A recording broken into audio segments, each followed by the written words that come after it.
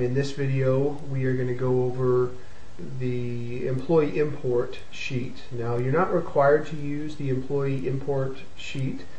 Basically what this does is if you do have your employee information in some sort of electronic format in an Excel spreadsheet, if you can drop it in the format that I'm going to show you, we can very easily import that information, and so it significantly reduces mistakes and entry errors that may occur if you're handing everything in through forms or otherwise. And so I did want to make sure and show this to you. It's most of the sheet is very self-explanatory. Going to go through the fields that we need.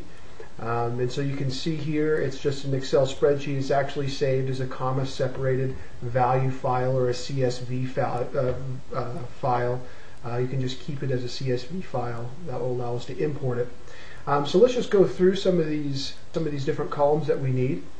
This column A is company number. Now you may not know your company number, so you can just leave this field blank. We'll fill it in with your company number. Moving left to right, the next one is your employee number.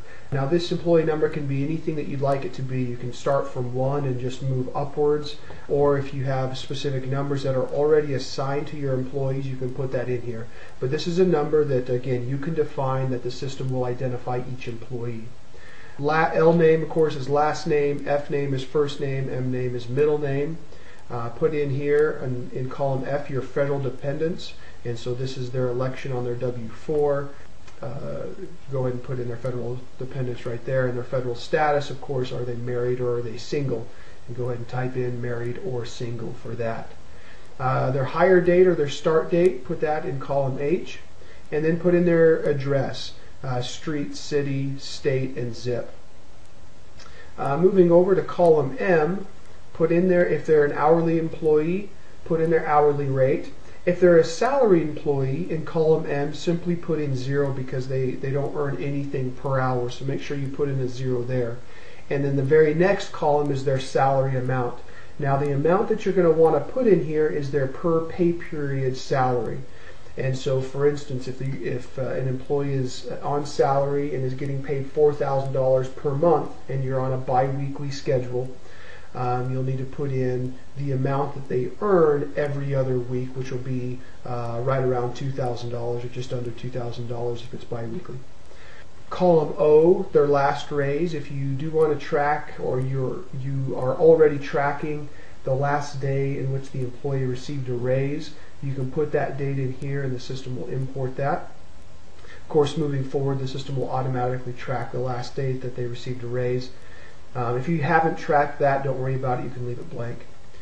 Put in their social security number, put it in with a dash, just like this, in that format. That's how it will need to be imported. If you do track departments, put in department number here. If you don't, you can simply leave that blank. Their home phone number, their gender, their birthday, and then their pay frequency.